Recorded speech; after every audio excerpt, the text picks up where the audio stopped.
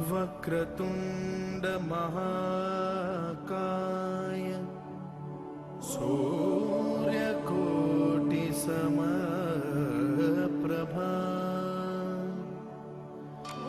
निर्विघ्नं कुरु मे देव सर्वकार्येषु सर्वदा।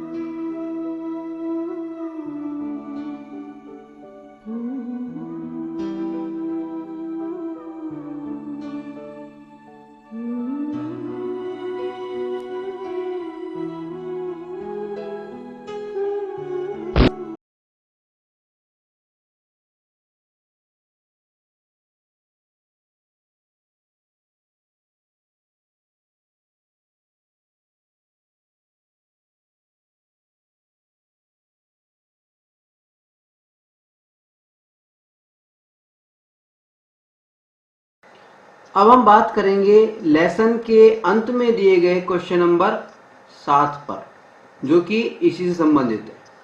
इसमें हमें सवाल दिया गया है कि भौतिक और रासायनिक गुणों के आधार पर, फिजिकल और केमिकल प्रॉपर्टीज के आधार पर एथेनॉल और एथेनोइक अम्ल में हम कैसे अंतर कर सकते हैं। ठीक है, तो यानी एथेनॉल में और एथेनोइक अम्ल में क्या अंतर है भौतिक और रासायनिक गुणों के आधार पर। तो देखिए, अगर हम भौतिक गुणों की बात करें तो हमने पढ़ा था कि एथेनोइक अम्ल जो होता है उसका एक भौतिक गुण ये था कि सर्दियों में ये जम जाता है, बर्फ के पहाड़ के रूप में जम जाता है। ठीक है, यहां पे हम कह सकते हैं कि एथेनोइक अम्ल जो है वो सर्दियों में यानी लगभग 17 डिग्री सेंटीग्रेड से कम जब भी तापमान होता है उस समय एथेनोइक अम्ल जम जाता है, लेकिन एथेनॉल जो है ये नहीं जमता है। तो एक अंतर तो ये है भौतिक के हिसाब से। दूसरा अंतर हमने ये बताया कि सामान्य ताप पर एथेनॉल जो होता है, शराब जो होती है जिसको हम शराब बोलते हैं आमतौर पे, एथेनॉल जो होता है ये सामान्य ताप पर वेपोराइज होती है, यानी वाष्पीकृत होती है, वाष्पशील या वाष्पीकृत हो सकती है। यानी एथेनॉल क्या होता है, वाष्पशील होता है, वेपोराइजेबल होता है, जबकि एथेनोइक अम्ल जो होता है ये वेपोराइजेबल नहीं होता। ठीक है, ये तो दो मुख्य अंतर है भौतिक गुणों के आधार पर। ठीक है, एक अंतर हम और भी मान सकते हैं कि एथेनॉल जो होता है ये हाइड्रोक्सिल फंक्शनल ग्रुप जो है OH, एल्कोहल जो फंक्शनल ग्रुप है, इसके बारे में हमने पढ़ा था पहले इसी लेसन के अंदर। फंक्शनल ग्रुप OH उसका मेंबर है, जबकि एथेनोइक अम्ल जो है ये COOH कार्बोक्सिलिक एसिड ग्रुप का सदस्य है। ठीक है, तो ये तो हुए हमारे भौतिक गुण के आधार पर। अगर रासायनिक गुणों के आधार पर अंतर की बात करें एथेनॉल में और एथेनोइक अम्ल के अंदर, तो अभी थोड़ी देर पहले ही हमने आपको बताया है कि एथेनोइक अम्ल जो होता है या एसिटिक अम्ल जो होता है ये धातुओं के कार्बोनेट या बाइकार्बोनेट, जिसको हम हाइड्रोजन कार्बोनेट भी बोल देते हैं, उनके साथ में अभिक्रिया करता है। ठीक है, और अभिक्रिया करके क्या देता है, देखिए एथेनोइक अम्ल। अब ये धातु के जो होते हैं कार्बोनेट, धातु कार्बोनेट या हाइड्रोजन कार्बोनेट या बाइकार्बोनेट, हाइड्रोजन कार्बोनेट, कार्बोनेट, इनके साथ अभिक्रिया करके एथेनोइक अम्ल क्या देता है, अभी थोड़ी देर पहले हमने पढ़ा था, एक तो धातु लवण देता है, लवण, एक क्या देता है CO2 कार्बन डाइऑक्साइड गैस देता है, और क्या बनाता है, पानी बनाता है। ठीक है, जबकि अगर हम बात करें एथेनॉल की, तो एथेनॉल धातु के जो कार्बोनेट होते हैं और हाइड्रोजन कार्बोनेट होते हैं इनके साथ अभिक्रिया ही नहीं करता है। आया हुआ समझ में? तो ये हो गए हमारे भौतिक और रासायनिक अंतर किसके बीच में, एथेनॉल और एथेनोइक एसिड के बीच में। इसी तरह का एक सवाल पेज नंबर 83 पर भी हिंदी की जो बुक्स हैं उनके अंदर दिया हुआ है। सवाल है कि एल्कोहल में और कार्बोक्सिलिक अम्ल में कैसे अंतर कर सकते हैं प्रयोग के द्वारा। तो देखिए, अभी जो पिछला सवाल हमने किया था उसमें हमने क्या बताया था, उसमें हमने ये बताया था कि जो एसिटिक अम्ल है जो कि एक कार्बोक्सिलिक एसिड ग्रुप का मेंबर है, वो धातुओं के कार्बोनेट्स और हाइड्रोजन कार्बोनेट्स के साथ में जब अभिक्रिया करता है तो लवण बनाता है, कार्बन डाइऑक्साइड गैस बनाता है और पानी बनाता है। ठीक है, जबकि एल्कोहल जो है वो क्या करते हैं, वो धातुओं के जो कार्बोनेट्स होते हैं या हाइड्रोजन कार्बोनेट्स होते हैं उनके साथ अभिक्रिया ही नहीं करता। यानी जब भी हम एल्कोहल की अभिक्रिया, अगर हम एल्कोहल की अभिक्रिया धातु के कार्बोनेट या हाइड्रोजन कार्बोनेट के साथ करवाएं तो उस समय क्योंकि वो अभिक्रिया नहीं करेंगे इसलिए कार्बन डाइऑक्साइड गैस नहीं बनेगी। और अगर हम कार्बोक्सिलिक अम्ल की बात कर रहे हैं, जैसा कि एसिटिक अम्ल भी एक कार्बोक्सिलिक अम्ल ही है, ठीक है, तो उस समय लवण, कार्बन डाइऑक्साइड गैस और पानी बन जाएगा। ठीक है, यानी ये जो अभिक्रिया है reaction with carbonate and hydrogen carbonate, इस अभिक्रिया का हम प्रयोग कर सकते हैं एल्कोहल में और कार्बोक्सिलिक अम्ल में अंतर करने के लिए। ठीक है, ठीक है। अब हमारा जो अगला टॉपिक है वो है साबुन एवं अपमार्जक, सोप एवं डिटर्जेंट। अब सवाल उठता है कि साबुन किसको कहते हैं और अपमार्जक किसको कहते हैं, सोप किसको कहते हैं और डिटर्जेंट किसको कहते हैं। ठीक है, सबसे पहले बात करेंगे हम साबुन की। देखिए, साबुन क्या होता है, साबुन या सोप लंबी कार्बोक्सिलिक अम्ल श्रृंखला के, किसके? लंबी कार्बोक्सिलिक अम्ल श्रृंखला के। हमने इसी लेसन के अंदर पढ़ा था फंक्शनल ग्रुप के अंदर कि एक फंक्शनल ग्रुप होता है, एक प्रकार्यात्मक समूह होता है, उसका नाम होता है carboxylic acid group. Carboxylic acid group. और इस ग्रुप में क्या था? कार्बन जो होता है डबल बॉन्ड O से जुड़ा हुआ रहता है और इधर क्या जुड़ा रहता है? इधर जुड़ा रहता है OH। OH। तो ये है कार्बोक्सिलिक अम्ल ग्रुप, या इसको दूसरे रूप में हम लिखते थे COOH। COOH। तो ये जो फंक्शनल ग्रुप है, कार्बन के यौगिकों में हमने पढ़ा था फंक्शनल ग्रुप कार्बोक्सिलिक अम्ल। तो ये जो फंक्शनल ग्रुप है कार्बोक्सिलिक अम्ल, इसकी लंबी श्रृंखला का, लॉन्ग चेन का कैसा है? सोडियम एवं पोटेशियम लवण है। सोडियम एवं पोटेशियम लवण है। कैसा है? साबुन क्या है? साबुन है लंबी कार्बोक्सिलिक अम्ल श्रृंखला के सोडियम एवं पोटेशियम लवण, जो कि पानी की मौजूदगी में, वाटर की मौजूदगी में सफाई करने का गुण रखते हैं। ठीक है, आई बात समझ में? साबुन क्या है? साबुन है लंबी, लॉन्ग कार्बोक्सिलिक अम्ल श्रृंखला, कार्बोक्सिलिक एसिड सीरीज, उसके क्या है? सोडियम एवं पोटेशियम लवण। सोडियम को कैसे लिखते हैं? Na। पोटेशियम को कैसे लिखते हैं? K से। तो सोडियम और पोटेशियम लवण है जो कि पानी की मौजूदगी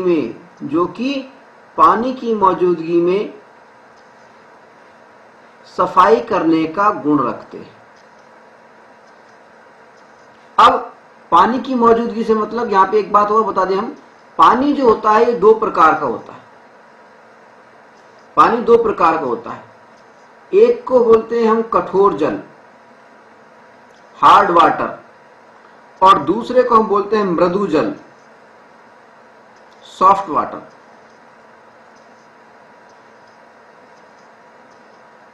ठीक है, पानी जो होता है दो प्रकार का होता है, कठोर जल और मृदु जल। ठीक है, अब कठोर जल की खास बात क्या होती है कि कठोर जल के अंदर कैल्शियम और मैग्नीशियम लवण होते हैं। कौन से लवण होते हैं? कैल्शियम को Ca से प्रदर्शित करते हैं, मैग्नीशियम से को Mg से करते हैं। तो कठोर जल के अंदर कैल्शियम और मैग्नीशियम लवण पाए जाते हैं, जबकि मृदु जल में ऐसा नहीं होता। ठीक है, इसी तरह से सफाई करने का मतलब क्या है? सफाई करने का मतलब होता है गंदगी को बाहर निकालना, मैल को बाहर निकालना। ठीक है, अब मैल की बात चल रही है तो मैल के बारे में भी हम आपको बता दें कि मैल जो होता है, अधिकांश जितने भी मैल के कण होते हैं वो तैलीय होते हैं, ऑयली होते हैं। कैसे होते हैं? तैलीय, ऑयली, चिकने। और ये जो मैल के कण होते हैं, क्योंकि तैलीय प्रकृति के होते हैं, ऑयली होते हैं, इसलिए ये पानी में घुलते नहीं है, अविलेय होते हैं। पानी इनको छू भी नहीं सकता। ठीक है, तो साबुन क्या है? साबुन है लंबी कार्बोक्सिलिक अम्ल श्रृंखला के सोडियम एवं पोटेशियम लवण, जो कि पानी की मौजूदगी में, खास तौर पे कौन से पानी की मौजूदगी में? मृदु जल। मृदु जल की मौजूदगी में सफाई करने का गुण रखते हैं। यहां मैंने खास तौर पे मृदु जल क्यों कहा, खास तौर पे सॉफ्ट वाटर क्यों कहा? ये मैंने इसलिए कहा है कि साबुन जो होता है सॉफ्ट वाटर में ही अच्छी तरह से सफाई कर पाता है।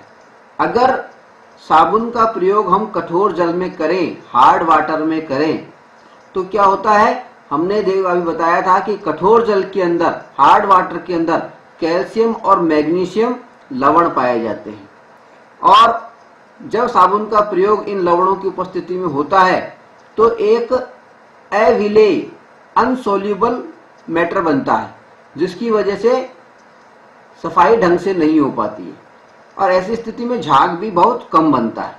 ठीक है, इसलिए मैंने कहा कि जो कि पानी की मौजूदगी में, यानी खास तौर पे मृदु जल की मौजूदगी में सफाई करने का गुण रखते हैं, उनको हम साबुन के नाम से जानते हैं। ठीक है, साबुन कठोर जल में, जिसमें कि कैल्शियम और मैग्नीशियम लवण पाए जाते हैं, बता चुका हूं मैं आपको, प्रभावी नहीं रहते हैं, अधिक प्रभावी नहीं रहते हैं, क्योंकि ये इनके साथ घुल करके एक अघुलनशील अनसोल्यूबल पदार्थ बनाते हैं। ठीक है, तो साबुन के बारे में जानकारी दे दी हमने आपको। साबुन क्या है? लंबी कार्बोक्सिलिक अम्ल श्रृंखला के सोडियम एवं पोटेशियम लवण, ठीक है, जो कि पानी की मौजूदगी में सफाई करने का गुण रखते हैं। ठीक है, साबुन जो होता है कठोर जल में, यानी ऐसे जल में जिसमें कैल्शियम और मैग्नीशियम लवण पाए जाते हैं, उनमें प्रभावी नहीं रहते हैं, क्योंकि ये कैल्शियम और मैग्नीशियम लवणों के साथ में घुल करके एक अघुलनशील नॉन सोल्यूबल पदार्थ बनाते हैं, मैटर बनाते हैं। ठीक है, तो ये तो बात होगी हमारी साबुन की।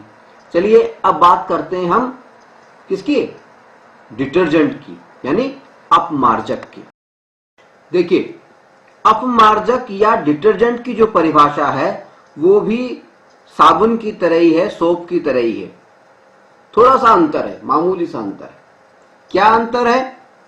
अंतर ये है कि सोप के अंदर, साबुन के अंदर हमने क्या बोला था कि लंबी कार्बोक्सिलिक अम्ल श्रृंखला के सोडियम और पोटेशियम लवण, हमने क्या बताया था साबुन को? लंबी कार्बोक्सिलिक अम्ल श्रृंखला के सोडियम एवं पोटेशियम लवण।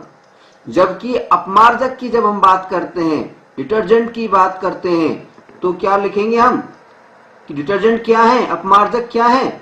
अपमार्जक या डिटर्जेंट लंबी कार्बोक्सिलिक अम्ल श्रृंखला के अमोनियम एवं सल्फोनेट लवण है।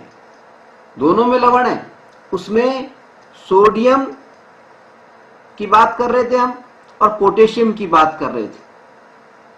किसकी बात कर रहे थे? साबुन के अंदर सोडियम की और पोटेशियम की।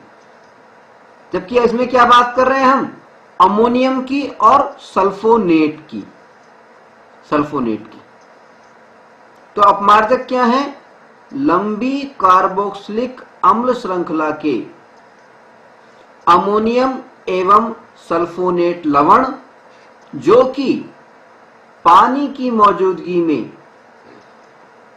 सफाई करने का गुण रखते हैं, क्लींजिंग प्रॉपर्टी रखते हैं, सफाई करने का गुण रखते हैं।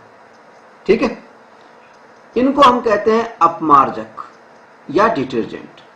ठीक है, अपमार्जक या डिटर्जेंट जो होते हैं ये कठोर जल में भी, यानी ऐसे जल में जिसमें क्या मिले हुए होते हैं? कैल्शियम और मैग्नीशियम लवण। कैसे लवण? Calcium Ca, magnesium Mg। ठीक है, तो अपमार्जक जो होते हैं, डिटर्जेंट जो होते हैं, कठोर जल में भी, यानी ऐसे जल में जिसमें कैल्शियम और मैग्नीशियम लवण पाए जाते हैं, उसमें भी प्रभावी रहते हैं। साबुन के बारे में हमने बताया था कि साबुन जो होता है, सोप जो होते हैं, वो कठोर जल में प्रभावी नहीं रहते, यानी ऐसे जल में प्रभावी नहीं रहते जिसमें कि कैल्शियम और मैग्नीशियम लवण पाए जाते हैं। प्रभावी नहीं रहने का क्या मतलब है? प्रभावी नहीं रहने का मतलब ये होता है कि ना तो उनसे सफाई अच्छी होती है और ना ही उसमें झाग ज्यादा बन पाते हैं। झाग भी कम और सफाई भी कम। ठीक है, ये तो होता है साबुन के अंदर। लेकिन अगर हम डिटर्जेंट की बात कर रहे हैं, अपमार्जक की बात कर रहे हैं, तो इसकी एक खास बात होती है कि अपमार्जक के डिटर्जेंट जो होते हैं ये कठोर जल में भी, यानी ऐसे जल में भी जिसमें कैल्शियम और मैग्नीशियम लवण पाए जाते हैं, उसमें भी प्रभावी रहते हैं, यानी भरपूर झाग बनाते हैं और भरपूर सफाई देते हैं। क्यों देते हैं? क्योंकि ये इनके साथ घुल करके किसी भी प्रकार का अघुलनशील पदार्थ नहीं बनाते हैं। साबुन क्या करते थे? इन लवणों के साथ में, कैल्शियम और मैग्नीशियम लवणों के साथ में घुल करके एक अघुलनशील नॉन सोल्यूबल पदार्थ बनाते थे, जिसके कारण सफाई नहीं हो पाती थी पूरी तरह से। जबकि डिटर्जेंट क्या कर रहे हैं? ये इनके साथ में घुलकर किसी भी प्रकार का अघुलनशील नॉन सोल्यूबल पदार्थ नहीं बनाते। आई बात समझ? एक बार फिर से दोहरा देता हूं मैं। देखिए, अपमार्जक क्या है? देखिए, अपमार्जक या डिटर्जेंट लंबी कार्बोक्सिलिक अम्ल श्रृंखला के अमोनियम और सल्फोनेट लवण हैं, जो कि पानी की मौजूदगी में सफाई करने का गुण रखते हैं। ठीक है, इनको हम अपमार्जक के नाम से जानते हैं या डिटर्जेंट के नाम से जानते हैं। ठीक है, अपमार्जक जो होते हैं, डिटर्जेंट जो होते हैं, कठोर जल में, यानी ऐसे जल में जिसमें कैल्शियम और मैग्नीशियम लवण पाए जाते हैं, उसमें भी प्रभावी रहते हैं, इफेक्टिव रहते हैं, क्योंकि ये इनके साथ में घुल करके किसी भी प्रकार का अघुलनशील पदार्थ नहीं बनाते हैं, नॉन सोल्यूबल मैटर नहीं बनाते हैं, नॉन सोल्यूबल सब्सटेंस नहीं बनाते हैं। ठीक, तो ये तो बात हो गई हमारी अपमार्जक की। चलिए अब हम बात करते हैं कि साबुन का या अपमार्जक का, इसका जो अणु होता है उसकी क्या खास बात है? देखिए, साबुन या अपमार्जक, सोप या डिटर्जेंट के अणु की खास बात पर हम चर्चा करें, उससे पहले हम थोड़ी सी इस बात को जानने की कोशिश करते हैं कि आखिर हमें साबुन या डिटर्जेंट की आवश्यकता क्यों पड़ती है सफाई करने के लिए। देखिए, केवल पानी से काम क्यों नहीं चल जाता? साबुन की क्या आवश्यकता है? देखिए, मान लीजिए हमारे पास में ये कोई कपड़ा है,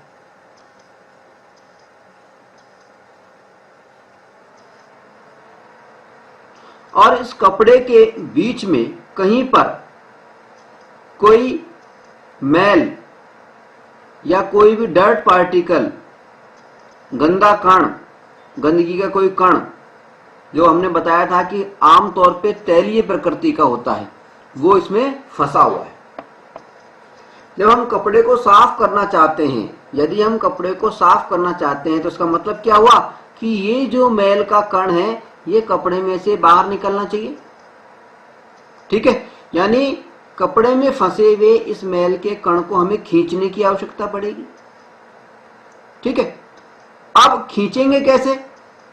खींचने के लिए अगर हम मान लीजिए जल का प्रयोग करते हैं, पानी का प्रयोग करते हैं, वाटर का प्रयोग करते हैं, तो मान लीजिए ये वाटर का या जल का या पानी का अणु है, मॉलिक्यूल है। अब हम जानते हैं, हम बता भी चुके हैं आपको कि मैल की प्रकृति कैसी होती है, मैल की नेचर क्या होती है, डर्ट पार्टिकल की नेचर कैसी होती है, आमतौर पर तैलीय होती है, ऑयली होती है। अब ऑयली प्रकृति होने के कारण क्या होता है, ये पानी का जो अणु है वो इससे चिपक नहीं पाता, इससे चिपक नहीं पाता। और जब ये पानी का अणु इस मैल के अणु से चिपक ही नहीं पाएगा, क्योंकि ये तैलीय है, तो फिर ये इसको खींचेगा कैसे? और खींचेगा नहीं तो कपड़ा साफ कैसे होगा? ठीक है, इसलिए इस डर्ट पार्टिकल को, इस मैल के कण को खींचने के लिए हमें एक विशेष प्रकार के अणु की आवश्यकता पड़ेगी। और उस अणु की खासियत क्या होनी चाहिए? उस अणु की खासियत ये होनी चाहिए कि एक तरफ से तो वो किससे चिपक जाए। अगर किसी चीज को खींचना है हमें तो उसकी खासियत क्या होनी चाहिए, एक तरफ से तो वो, मान लीजिए इस जो गंदगी का ये मैल है, ये इसको हमने ए नाम दे दिया, वस्तु ए, और ये जो पानी का अणु था इसको हमने वस्तु बी नाम दे दिया। तो हमें एक ऐसे अणु की आवश्यकता है, ऐसे मॉलिक्यूल की आवश्यकता है जिसका एक सिरा तो वस्तु ए से जुड़ जाए, यानी मैल का जो कण है, डर्ट का जो पार्टिकल है, उससे अटैच हो जाए। ठीक है। और दूसरा सिरा, ये जो दूसरा सिरा है, ये दूसरा सिरा पानी के साथ में अटैच हो जाए। जब ऐसा होगा तभी इसको हम खींच सकते हैं। अगर केवल ऐसा हो कि ये सिरा इसके साथ में अटैच हो जाए लेकिन पानी के साथ में अटैच नहीं हो, तो भी हम नहीं खींच पाएंगे। लेकिन और अगर मान लीजिए ऐसा हो कि दूसरा सिरा पानी के साथ में अटैच हो जाए लेकिन मैल के साथ में अटैच नहीं हो, तब भी हम मैल के कण को नहीं खींच पाएंगे। आ रही बात समझ? तो मैल को खींचने के लिए पानी के अणु को एक ऐसे अणु की आवश्यकता होती है जिसकी प्रकृति विशेष हो। कैसी हो? जिसका एक सिरा तो किससे जुड़ जाए, मैल से जुड़ जाए, डर्ट पार्टिकल से चिपक जाए, और दूसरा सिरा पानी के साथ चिपक जाए, ताकि जब ऐसा हो जाए और हम और पानी को इसमें डालें तो पानी के साथ में चिपक करके ये जो डर्ट पार्टिकल है ये भी बाहर निकल जाए। ठीक है, आई बात समझे? और ये जो विशेष प्रकार का अणु जो पानी को चाहिए सफाई करने के लिए, वो विशेष प्रकार का अणु होता है साबुन का अणु या डिटर्जेंट का अणु। सोप या डिटर्जेंट का जो मॉलिक्यूल होता है उसकी संरचना खास होती है, विशेष होती है। कैसे होती है? देखिए, ये एक साबुन के मॉलिक्यूल की संरचना दिखाई गई है। ठीक है। इस संरचना में क्या है, एक तो देखिए आपको ये चेन नजर आ रही है, जिगजैग है, ऊबड़ खाबड़ ऊपर नीचे ये जो चेन है, एक तो ये चेन नजर आ रही है हमें, और दूसरा क्या है, ये हमें गोल गोल ये सिरा नजर आ रहा है, ये सिरा नजर आ रहा है। ठीक है। ये जो चेन नजर आ रही है इसको हम बोलते हैं लॉन्ग हाइड्रोकार्बन चेन, लंबी हाइड्रोकार्बन चेन। ठीक है। ये जो लंबी हाइड्रोकार्बन चेन होती है इसकी खासियत ये होती है कि ये जो मैल होता है या डर्ट पार्टिकल होता है उसके साथ में चिपक सकती है, उसके साथ में चिपकती है। दूसरी खासियत इसकी ये होती है कि ये पानी के साथ नहीं चिपकती है, ये मैल के साथ ही चिपकती है हमेशा। ठीक है। इसलिए इस सिरे को, लॉन्ग हाइड्रोकार्बन चेन वाला जो सिरा है, मान लीजिए ये वाला सिरा है, इस सिरे को हम कहते हैं हाइड्रोफोबिक। क्योंकि ये हाइड्रोफोबिक क्यों कहा? क्योंकि ये पानी से डरता है, जल विरागी, हिंदी में इसको कहेंगे जल विरागी। विरागी, जल से डरता है, पानी से डरता है, जल से वैराग्य ले रखा है, जल विरागी है ये, हाइड्रोफोबिक। इसको बोलते हैं हाइड्रोफोबिक। ठीक है। इस वाले सिरे, लॉन्ग हाइड्रोकार्बन चेन वाले को। ठीक है। दूसरा जो इसका सिरा होता है, ये जो गोल गोल नजर आ रहा है हमें, ये वाला, इसको कहते हैं आयोनिक एंड, आयनिक सिरा। ये जो आयनिक सिरा होता है, ये आयनिक सिरा हाइड्रोफिलिक होता है। हाइड्रोफिलिक, हाइड्रोफिलिक का मतलब है जल रागी, हिंदी में बोलते हैं जल रागी, यानी जो जल को पसंद करता है, यानी ये पानी के साथ में चिपक जाता है, पानी के जो अणु होते हैं उनके साथ में ये वाला सिरा चिपक जाता है। ठीक है, आई बात समझे? तो साबुन के अणु की विशेषता क्या है? साबुन की मॉलिक्यूल की विशेषता क्या है कि इसके दो सिरे होते हैं। एक सिरा तो मेल के साथ में चिपक सकता है, जिसको हम लॉन्ग हाइड्रोकार्बन चेन भी बोलते हैं, और जिसको हम पानी के साथ मेल के साथ में चिपकने के कारण क्या बोलते हैं हम, हाइड्रोफोबिक। हाइड्रोफोबिक इसलिए बोलते हैं क्योंकि ये पानी के साथ नहीं चिपकता, मेल के साथ चिपकता है। पानी से तो ये डरता है, ठीक है। तो एक सिरा होता है जल विरागी, हाइड्रोफोबिक, और दूसरा सिरा जिसको आयनिक एंड बोलते हैं हम, आयनिक सिरा बोलते हैं, वो सिरा क्या होता है, जल रागी होता है, हाइड्रोफिलिक होता है, यानी जल को पसंद करता है, यानी पानी के जो ये अणु हैं, मॉलिक्यूल्स हैं, उनके साथ में चिपक जाता है। ठीक है, तो ये तो बात समझ में आ गई कि सफाई के लिए हमें किस प्रकार के अणु की आवश्यकता है, और जिस प्रकार के अणु की, जिस प्रकार के मॉलिक्यूल की हमें आवश्यकता है, वो है साबुन का मॉलिक्यूल या डिटर्जेंट का मॉलिक्यूल। हमने ये भी देख लिया कि डिटर्जेंट के मॉलिक्यूल के अंदर दो पार्ट होते हैं, एक जो मेल के साथ में अटैच होता है, पानी के साथ नहीं होता, दूसरा जो पानी के साथ में अटैच होता है, मेल के साथ नहीं होता। ठीक है, अब हम देखते हैं कि साबुन आखिर सफाई करता कैसे है, क्या प्रक्रिया होती है। मान लीजिए हमारे पास में एक बर्तन है, एक बड़ा टब है, ठीक है, और इस टब के अंदर क्या भरा हुआ है, पानी भरा हुआ है, ठीक है। और हमने इस टब के अंदर पानी भर रखा है, और हमें इस पानी की मदद से, कोई कपड़ा है हमारे पास में जिसमें कि कोई मैल का कण या गंदा कपड़ा है जिसमें मैल के कण फंसे हुए हैं, ठीक है, और इसको हमें साफ करना है। तो हम ये तो जानते हैं कि पानी से ये साफ होगा नहीं, केवल पानी से। क्यों नहीं होगा, क्योंकि पानी को इस मैल के कण को खींचने के लिए एक विशेष प्रकार के अणु की आवश्यकता होगी, विशेष प्रकार के मॉलिक्यूल की आवश्यकता पड़ेगी। वो मॉलिक्यूल कौन उपलब्ध कराते हैं, वो कराता है साबुन या डिटर्जेंट।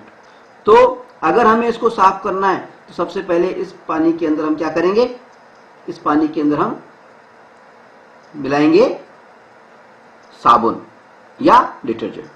मान लीजिए इसके अंदर साबुन या डिटर्जेंट हमने ऐड कर दिया, ठीक है, ऐड कर दिया, इसका मतलब क्या हुआ, साबुन या डिटर्जेंट के जो परमाणु, जो मॉलिक्यूल्स हैं, वो इसके अंदर आ गए। इस तरह से उसकी आकृति कैसी बताई थी हमने, इस तरह से होती है।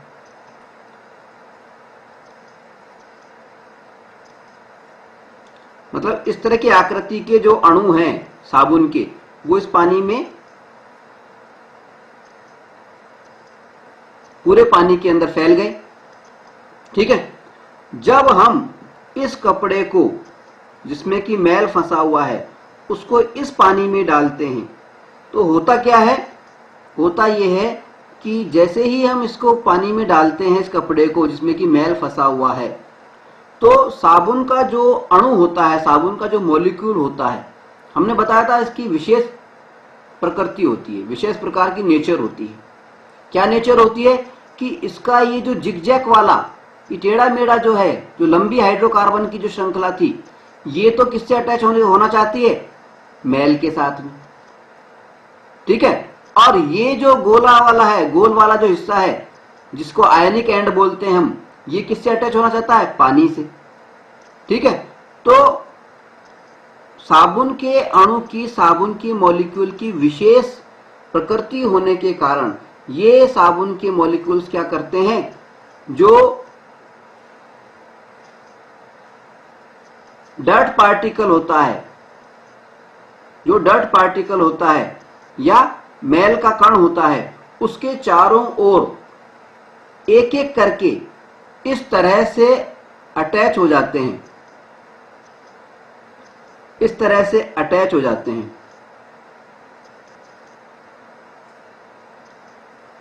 और एक विशेष प्रकार की संरचना बनाते हैं। चारों तरफ से इसको घेर लेते हैं अटैच होकर के। किस प्रकार से अटैच हो रहे हैं ये, इस प्रकार से अटैच हो रहे हैं कि इनका जो आयोनिक एंड है, जो कि पानी को पसंद करता है, हाइड्रोफिलिक है, वो एंड तो रहता है मैल से दूर पानी की तरफ, और ये जो लंबी कार्बन चेन है, ये जिगजैग वाला जो टेढ़ी मेढ़ी जो लाइन है, ये किससे अटैच हो जाती है? मैल के साथ में। ठीक है, और एक विशेष प्रकार की संरचना में इस तरह से मैल के जो कण है, मैल का जो कण है, डर्ट पार्टिकल है, उसको चारों ओर से घेर लेती है, जैसा कि इस चित्र में दिखाया गया है। ये डर्ट पार्टिकल है और ये चारों ओर से साबुन के जो अणु थे, मॉलिक्यूल्स थे, उन्होंने इसको घेर लिया है और एक विशेष प्रकार की संरचना बनाई है, जिसको बोलते हैं मिसेल। क्या बोलते हैं? मिसेल।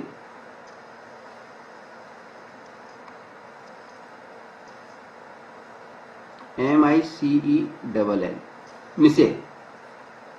ठीक है, अब ये संरचना कैसे बनती है? देखिए, ये तो हम समझ गए कि किस प्रकार से ये बनती है। इसका हम छोटा सा एक वीडियो देख लेते हैं, उससे आपको और समझ में आएगा। ठीक है, लेकिन वीडियो देखने से पहले हम आपको बता दें कि जब एक बार मिसेल बन जाता है तो क्या होता है? मिसेल बनने के बाद में क्या होता है कि ये पूरी तरह से डर्ट पार्टिकल को घेर लिया इसने, इस आकृति में। जैसे ही हम इसके ऊपर पानी डालेंगे तो ये जो पानी को पसंद करने वाले आयोनिक एंड है, आयोनिक सिरा है, ये पानी के अणुओं के साथ में अटैच हो जाएगा, चिपक जाएगा और पानी के साथ ही कपड़े से बाहर निकल जाएगा। इस प्रकार से साबुन सफाई करता है। ठीक है, अब छोटा सा एक वीडियो देखते हैं जिसमें हमें नजर आएगा कि मिसेल जो है, ये जो विशेष प्रकार की संरचना बनती है, ये किस तरह से बनती है। देखिए, ये जो लाल रंग से हमें नजर आ रहा है बीच में, ये है मैल का कण, जिसकी प्रकृति कैसी है? तेलीय है, ऑयली है। और इसके चारों ओर जो हमें ये ब्लू रंग के, नीले रंग के अणु नजर आ रहे हैं, ये मान लीजिए ये अणु है किसके? साबुन के अणु है, जो कि पानी में घुले हुए हैं। साबुन के अणु की हमें विशेष प्रकार की संरचना मालूम है कि क्या संरचना होती है साबुन के अणु की, कि एक तरफ तो आयोनिक एंड होता है, आयोनिक सिरा होता है, जो कि गोल होता है, वो जल को पसंद करता है, पानी को पसंद करता है, तो यानी उसका जो रुख होता है वो पानी की तरफ होता है। और दूसरी होती है एक जिगजैग, टेढ़ी मेढ़ी हाइड्रोकार्बन चेन। ठीक है, हाइड्रोकार्बन चेन की खास बात क्या होती है कि ये जो मैल का अणु होता है, डर्ट पार्टिकल होता है, उसके साथ में चिपकती है। ठीक है, तो जब भी हम साबुन के पानी के अंदर किसी गंदे कपड़े को डालते हैं तो उसके डालने पर क्या होता है कि उस साबुन पानी के अंदर घुले हुए जो साबुन के अणु होते हैं, उनमें भी जो हाइड्रोकार्बन चेन होती है, जो कि तेल की तरफ से चिपकती है, तेल पर चिपकती है, या जो गंदगी का कण है, मैल डर्ट पार्टिकल है, उसके ऊपर चिपकती है। ठीक है, तो उसकी तरफ से वो इस तरह से चिपकते हैं कि एक उसका जो हाइड्रोकार्बन चेन वाला सिरा होता है वो तो क्या करता है? मैल के साथ में चिपक जाता है, और आयोनिक सिरा जो होता है वो दूसरी तरफ रह जाता है। देखिए कैसे होता है ये सब, देखते हैं। देखिए, ये डर्ट पार्टिकल है, चारों तरफ घूम रहे हैं हमारे साबुन के अणु, और इस तरह से ये चिपक जाते हैं, डर्ट पार्टिकल को चारों तरफ से घेर लेते हैं। ठीक है, इसको हम बोलते हैं मिसेल। इस संरचना को हम बोलते हैं मिसेल। जब इसको हम खोल करके देखेंगे तो हमें क्या नजर आएगा? अंदर डर्ट पार्टिकल आ रहा है ना। जब साबुन के अणु मिसेल बना लेते हैं, इस तरह की संरचना बना लेते हैं, तब क्या होता है? जब हम इस पे पानी डालते हैं तो क्योंकि मिसेल के अंदर क्या फंसा हुआ है? डर्ट पार्टिकल, मैल का कण। जब इस पे हम पानी डालते हैं तो पानी के जो अणु होते हैं वो किससे चिपक जाते हैं? मिसेल के संरचना में जो बाहर की तरफ आयनिक एंड हैं साबुन के अणु के, उनसे चिपक जाते हैं, और चिपक करके पानी के साथ साथ ये कपड़े से बाहर निकल जाते हैं। इस तरह से हमारे कपड़े साफ हो जाते हैं। ठीक है, ये तो बात हुई कि साबुन किस तरह से सफाई करता है। डिटर्जेंट की सफाई भी इसी तरह से होती है। दोनों में अंतर सिर्फ इतना सा है कि साबुन जो होता है वो कठोर जल के अंदर थोड़ा कम प्रभावी होता है। कठोर जल में एक तो वो सफाई कम देता है और दूसरा क्या करता है, उसके अंदर झाग भी कम बनते हैं। झाग कम बनते हैं, इसी वजह सफाई कम करता है। ठीक है। अब यहां पे हम थोड़ी सी खासियत बताते हैं आपको डिटर्जेंट की, यानी अपमार्जक की। देखो, अपमार्जक की जो खास बात ये है, एक तो यही खास बात है कि ये जो कठोर जल होता है, हार्ड वाटर होता है, उसके अंदर भी अधिक मात्रा में झाग देता है। अधिक मात्रा में झाग देगा तो मिसेल आसानी से बनेगा, मिसेल आसानी से बनेगा तो सफाई अच्छी होगी। ठीक है। तो पहला फायदा क्या हुआ कि ये जो होता है डिटर्जेंट जो होता है, अपमार्जक जो होता है, ये कठोर जल में भी अधिक मात्रा में झाग देता है। दूसरा इसका फायदा ये है, या दूसरा गुण इसका ये है कि जो डिटर्जेंट होता है, अपमार्जक जो होता है, वो साबुन से अधिक क्षमता रखते हैं सफाई करने की। एक कपड़े को अगर हम साबुन से धोएं और उसी कपड़े को अगर हम डिटर्जेंट से धोएं तो डिटर्जेंट से यानी अपमार्जक से ज्यादा अच्छी सफाई हमें प्राप्त होती है। ठीक है। तीसरी बात, अगर हम विलेयता की, पानी में विलेयता की बात करें तो डिटर्जेंट के जो अणु होते हैं, डिटर्जेंट जो होता है वो पानी में ज्यादा सॉल्यूबल होता है, ज्यादा विलेय होता है साबुन की अपेक्षा। साबुन पानी में कम विलेय होता है, जबकि डिटर्जेंट की जो होता है ये जल साबुन की अपेक्षा जल में अधिक विलेय होता है, अधिक सॉल्यूबल होता है। ठीक है। तो ये तो बात हो गई हमारी कि साबुन हमारी कैसे सफाई करता है, साबुन के अणु कैसे होते हैं, साबुन के अणु किस प्रकार से मिश्रण बनाते हैं, डिटर्जेंट किस प्रकार से काम करता है, ये सारी बातें हमने की। और इसी के साथ में हमारा ये सब जो अध्याय है कार्बन और उसके यौगिक, इसके सभी महत्वपूर्ण टॉपिक खत्म हो जाते हैं। अब हम करेंगे कुछ सवाल। हमारा पहला जो सवाल है वो बुक के अंदर पेज नंबर 85 पे दिया हुआ है, हिंदी की बुक की बात कर रहा हूं। ठीक है। सवाल है कि क्या आप डिटर्जेंट का इस्तेमाल करके, अपमार्जक का उपयोग करके बता सकते हैं कि कोई जल कठोर है अथवा नहीं। यानी हमसे ये पूछा जा रहा है कि अगर हम डिटर्जेंट का इस्तेमाल करें तो क्या डिटर्जेंट का या अपमार्जक का प्रयोग करके हम ये बता सकते हैं कि कोई जल कठोर है यानी हार्ड वाटर है या वो हार्ड वाटर नहीं है। तो इसका जवाब हमारा ये है कि डिटर्जेंट का प्रयोग करके हम कभी भी ये नहीं बता सकते कि ये जल कठोर है या नहीं है। वाटर जो है वो हार्ड वाटर है या सॉफ्ट वाटर है। क्यों नहीं बता सकते हैं? क्योंकि हम जानते हैं कि डिटर्जेंट जो है हार्ड और सॉफ्ट, कठोर और मृदु, दोनों प्रकार के जो जल होते हैं उनके अंदर भरपूर झाग देता है, भरपूर सफाई देता है। तो जब दोनों के अंदर ही अच्छी सफाई देता है, अच्छे झाग देता है, तो हम अंतर कैसे कर पाएंगे? हाँ, अगर हम डिटर्जेंट की जगह साबुन का इस्तेमाल करें तो हम बता सकते हैं कि जल कठोर है कि नहीं है। क्यों? क्योंकि अगर हम साबुन का इस्तेमाल करेंगे तो कठोर जल के अंदर अगर हम साबुन का इस्तेमाल करेंगे तो कम मात्रा में झाग बनेगा और कम मात्रा में सफाई आएगी। ठीक है। इसलिए साबुन के प्रयोग से तो हम बता सकते हैं, लेकिन डिटर्जेंट या अपमार्जक के प्रयोग से हम ये नहीं बता सकते कि कौन सा जल कठोर है और कौन सा जल मृदु है यानी सॉफ्ट है। पेज नंबर 85 पर ही जो एक और सवाल हमें दिया गया है, सवाल में हमसे पूछा गया है कि कपड़े साफ करने के लिए उसे रगड़ने की जरूरत क्यों पड़ती है। कपड़े साफ करने के लिए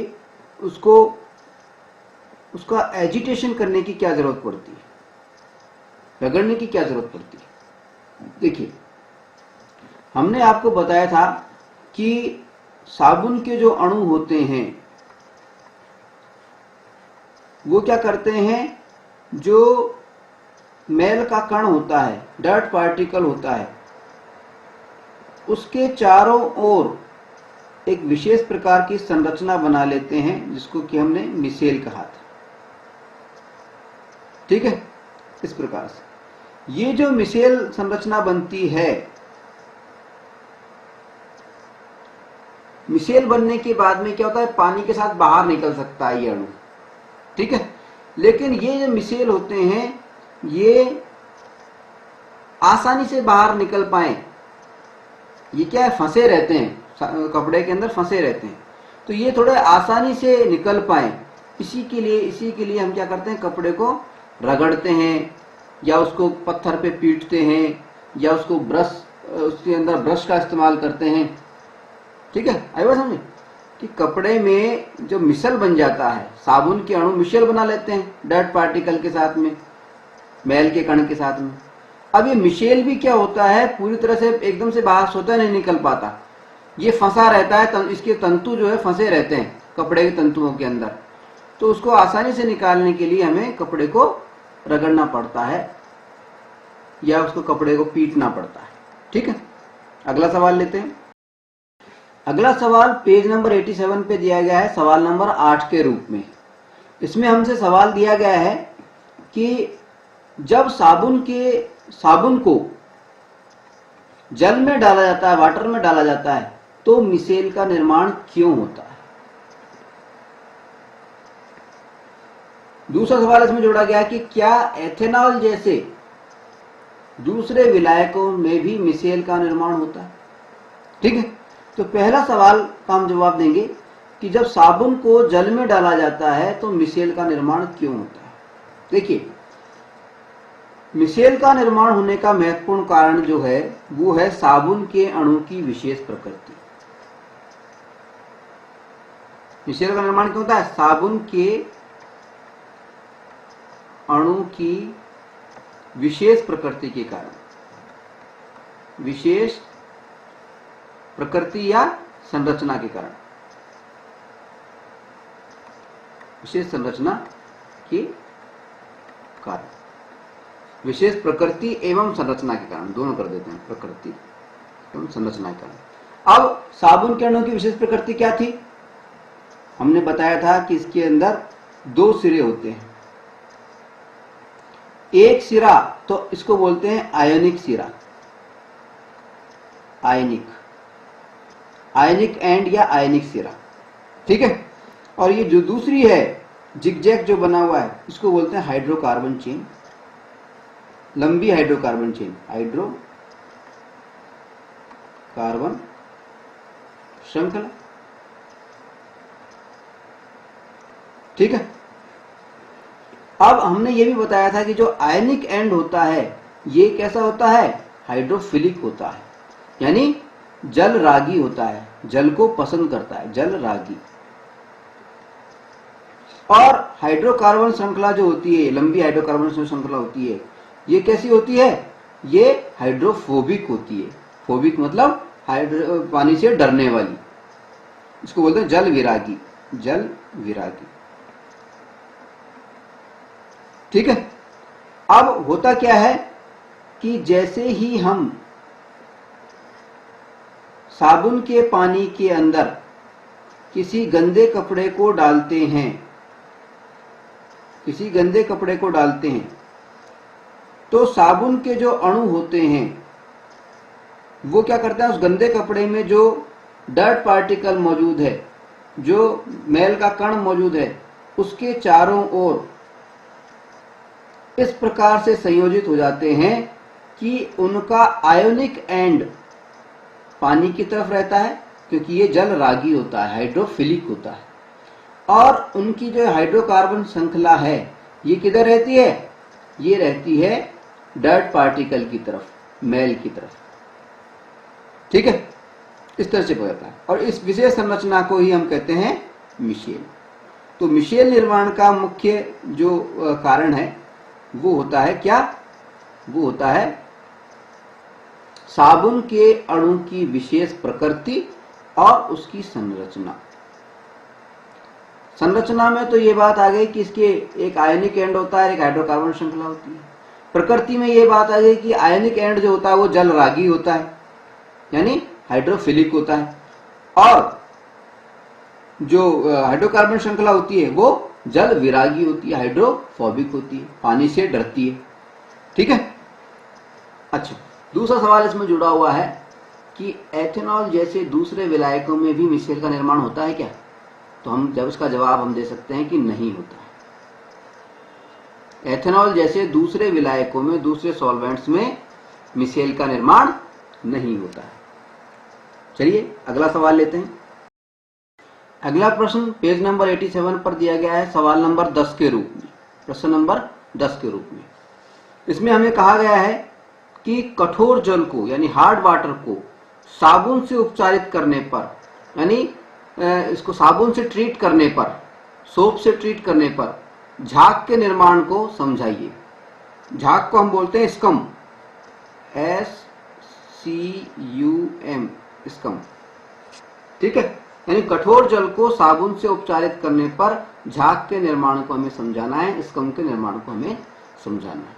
तो देखिए, हम जानते हैं कि कठोर जल जो होता है, कठोर जल के अंदर कैल्शियम और मैग्नीशियम लवण पाए जाते हैं, साल्ट पाए जाते हैं। ठीक है, कठोर जल में कौन से लवण पाए जाते हैं? कैल्शियम और मैग्नीशियम लवण, साल्ट।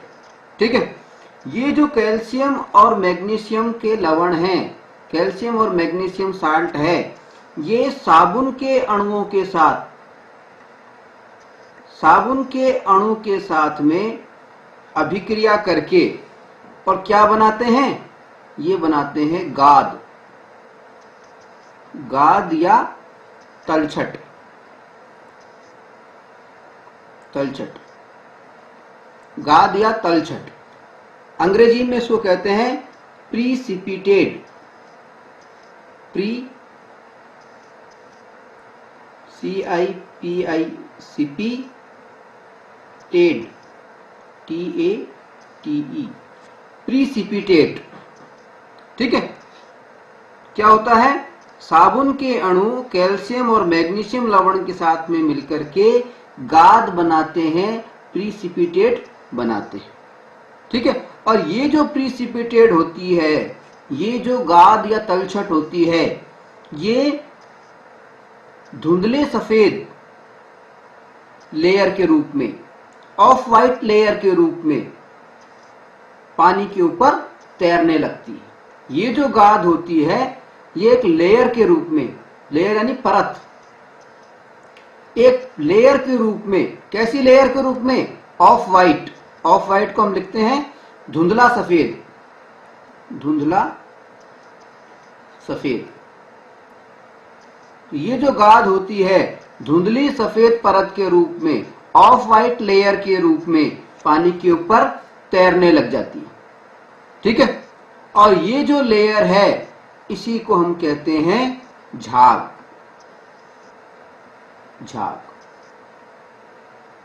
अंग्रेजी में इसको कहते हैं स्कैम, SCUM, स्कम, स्कम या झाग। ठीक है, बस समझ।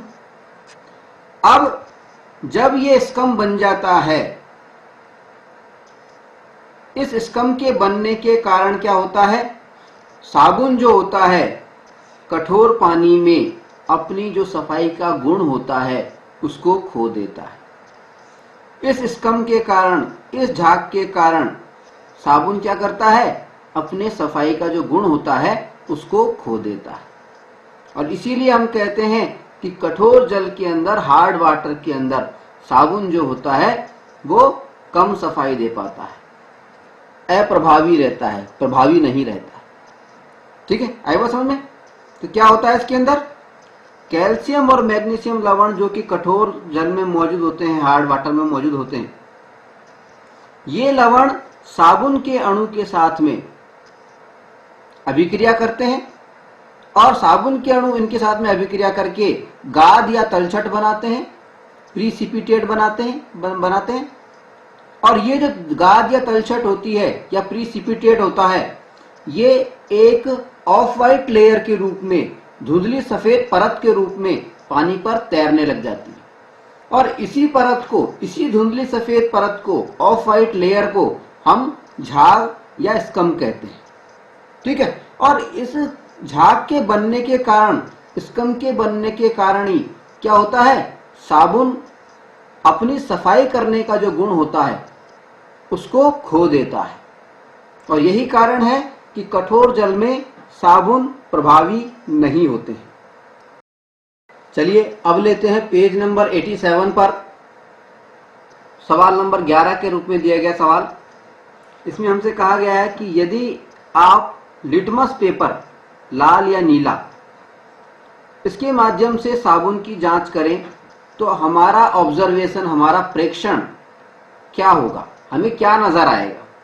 तो देखिए हम आपको बता दें कि साबुन जो होता है, साबुन इसकी जो नेचर होती है, सोप जो होता है इसकी जो नेचर होती है वो होती है क्षारीय, basic,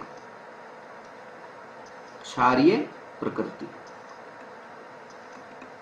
basic nature, basic nature. ठीक है, क्योंकि साबुन की प्रकृति बेसिक होती है, क्षारीय होती है, इसलिए जब हम लिटमस पेपर के साथ में इसकी अभिक्रिया कराते हैं तो हम जानते हैं कि जब भी क्षार लिटमस पेपर के साथ में अभिक्रिया करते हैं तो क्या होता है, लाल लिटमस को क्षार क्या करते हैं, लाल लिटमस को कैसा बना देते हैं, नीला।